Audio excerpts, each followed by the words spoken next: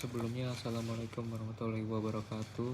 Perkenalkan, nama saya Fahri Kwadi Saputra dengan NPM 21111001340808. Di sini saya akan menjelaskan sedikit tentang kantor KAP Satrio Bing, Eni dan rekan.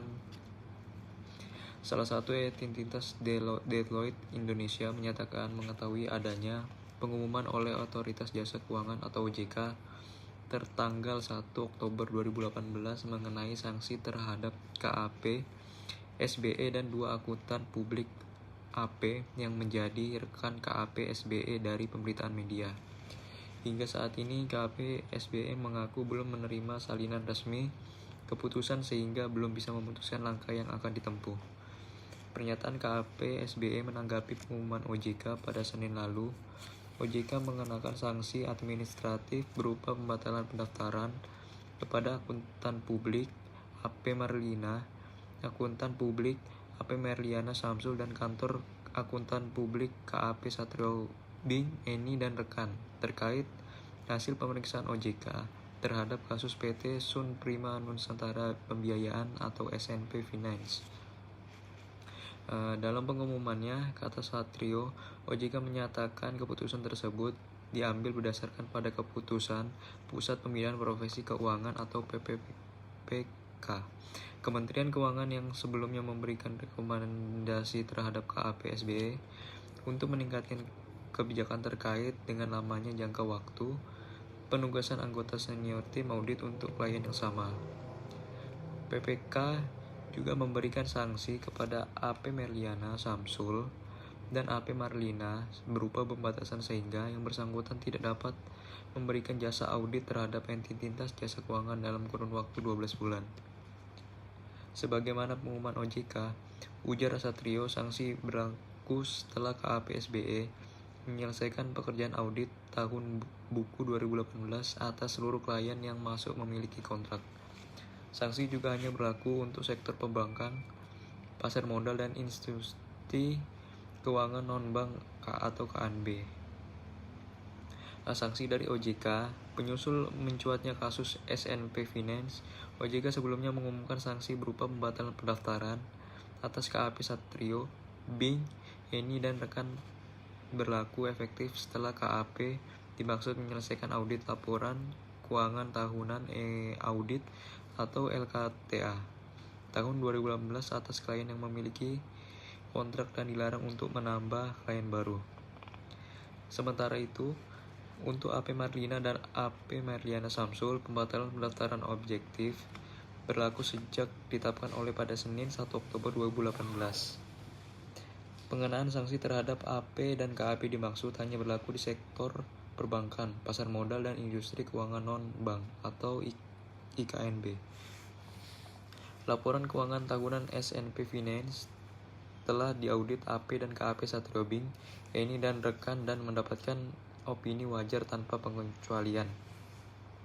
Namun demikian, Deputi Komisioner Manajemen Strategis dan Logistik OJK Anto Prabowo menyampaikan, berdasarkan hasil pemeriksaan OJK, SNP Finance teridentifikasi telah menyajikan laporan keuangan yang secara signifikan tidak sesuai dengan kondisi keuangan yang sebenarnya sehingga menyebabkan kerugian banyak pihak. Kemudian berdasarkan hasil pemeriksaan P2PK, kedua AP tersebut dinilai telah melakukan pelanggaran berat dan telah dikenakan oleh sanksi oleh Menteri Keuangan, tulis Anto. Dengan mempertimbangkan hal tersebut, di atas OJK menilai AP Marliana dan AP Merliana Syamsul telah melakukan pelanggaran berat sehingga melanggar POJK nomor 13 POJK titik 03 2017 tentang penggunaan jasa akuntan publik dan kantor akuntan publik antara lain dengan pertimbangan A. Telah memberikan opini yang tidak mencerminkan kondisi perusahaan yang sebenarnya. Kemudian yang B. Besarnya kerugian industri jasa keuangan dan masyarakat yang ditimbulkan atas opini kedua AP tersebut terhadap LKTA SNP Finance. Kemudian yang C. Menurunnya kepercayaan masyarakat terhadap sektor jasa keuangan akibat dari kualitas penyajian LKTA oleh angkutan publik.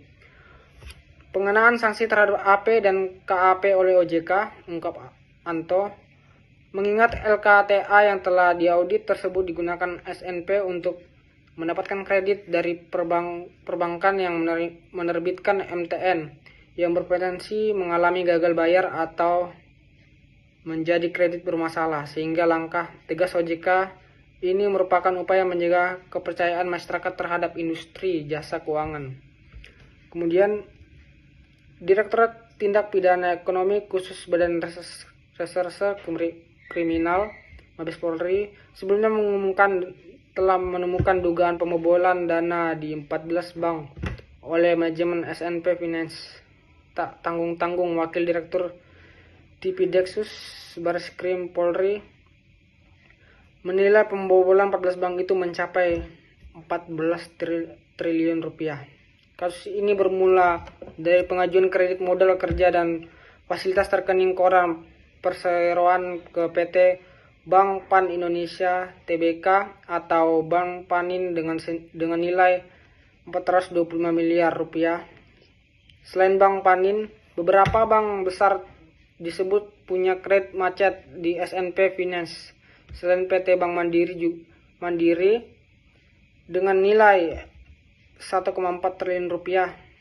Nama PT Bank Sentral Asia juga masuk di antara 14 bank tersebut dengan nilai 210 miliar rupiah, sebagaimana dilansir Kontan. Sebagai informasi, pihak kepolisian sudah menetapkan 5 orang pengurus SNP Finance sebagai tersangka dalam kasus ini, yakni Direktur Utama Bersinyal DS, Direktur Operasional AP, Direktur Keuangan RA, Manajer Akuntansi CDS, dan Asisten Manajer Keuangan AS. Polisi menjerat 5 tersangka ini dengan pasal tindak pidana pencucian uang. Polisi juga mengaku mengejar 3 pemegang saham berinisial LC, LD, dan SL. Menurut polisi, mereka adalah aktor yang merencanakan piutang fiktif ini. Tanggapan BCA, Presiden Direktur BCA Yahya Setiatmadja menyampaikan kabar tersebut bukan informasi yang hangat lagi. Sudah pernah dimuat pada Juni, tutur Yahya kepada Bareksa 25 September lalu.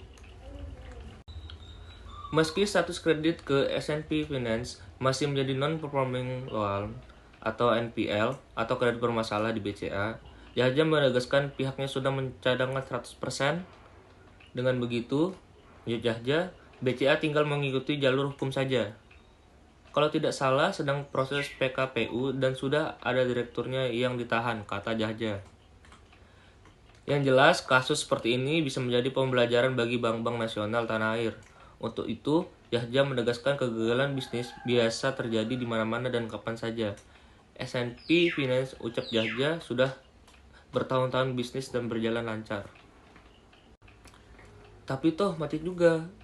Kalau pemain segitu lama tidak diberi kredit, bagaimana yang bisnis? Imbuh dia. Yahya menyampaikan ke depannya BCA tetap prudence dan berusaha memberi kredit dengan hati-hati saja. Tapi namanya NPL tidak bisa dihindari. Risiko kredit tetap besar, jelasnya. Langkah dari Bank Mandiri, Sekretaris Perusahaan Bank Mandiri, Rohan Apas menyampaikan SNP Finance telah menjadi debitur Bank Mandiri sejak 2004. Selama belasan tahun menjadi debitur Bank Mandiri, SNP Finance memiliki catatan yang baik dengan kualitas kredit yang lancar. Hal ini juga membuat banyak bank kemudian ikut memberikan pembiayaan kepada SNP Finance, ujar Rohan. Menurut Rohan, kekisruhan di SNP Finance justru disebabkan itikat tidak baik pengurus perseroan untuk menghindari kewajiban mereka. Buktinya, mereka langsung mengajukan PKPU sukarela setelah kualitas kredit turun menjadi Call 2. Modus ini sering dilakukan dengan memanfaatkan celah dari ketentuan hukum terkait kepalitan, imbuh Rohan. Selain itu, sebagaimana hasil temuan regulator diduga kuat telah menjadi rekayasa pembukuan laporan keuangan yang dilakukan oleh salah satu The Big Five KAP di Indonesia atas laporan keuangan SNP Finance. Laporan keuangan inilah yang dijadikan dasar bagi SNP Finance untuk memperoleh pembiayaan dari lembaga lain. Karena itu, Rohan berpendapat tindakan Bareskrim Polisian menangkap petinggi SNP termasuk Direktur Utama Doni Satria diyakini telah didukung oleh bukti-bukti yang sangat kuat. Dan sebagai institusi yang taat atas Kami ikut mendukung pihak penyidik kepolisian untuk menyelesaikan kasus ini, jelasnya. Rohan menambahkan langkah berikutnya adalah Bank Mandiri akan memperdalam laporan informasi yang telah disampaikan ke pihak berwajib terkait S&P Finance dan bersama kreditur lain. Bank Mandiri kembali akan melaporkan adanya dugaan pemalsuan data dan informasi oleh S&P Finance. Kami juga memastikan bahwa permasalahan ini tidak mengganggu kinerja Bank Mandiri karena perseroan telah membentuk percadangan secara penuh sejak kualitas kredit S&P Finance tercatat tidak lancar, ungkap Rohan dalam keterangan tertulis 66 September.